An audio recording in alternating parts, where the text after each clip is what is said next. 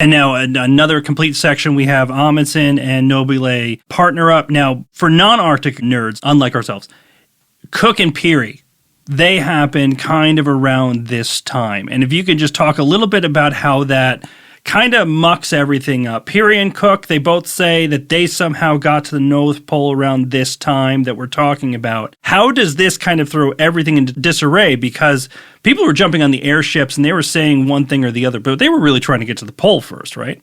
Right. That's a great point for context. At the time that Wellman is attempting these first flights, let's say 1906 through 1908, the North Pole has not been bagged yet, as they say. No one has reached it in a confirmed way.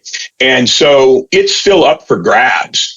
And you got to understand that at this time, being an Arctic explorer requires an incredible amount of money. You have to get sponsorship. The spoils of such success are enormous in terms of lecture tours, book rights, articles in major magazines. And so in addition to just trying to get there and to get the notoriety of having been the first to the North Pole, the benefits and profits are immense. Now, for Wellman, in certain ways, I think the fame and notoriety seemed more important because even though he was always scrapping for funds, he did have a pretty good gig as a journalist. It wasn't his only job.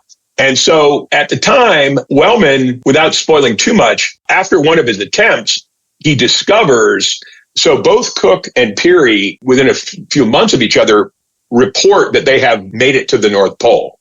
And so at that point, even though this becomes one of the great controversies in polar history, who made it first? Did either of them make it? Did either of them falsify their records? For Wellman, the fact that they both claim that they've made it, it sours the kind of allure and the potential glory of the journey. So he immediately turns his attentions. He was a very adaptable kind of guy, so he just says, we won't be returning to Svalbard. And then he immediately turns his attention to trying to be the first to fly an airship across the Atlantic.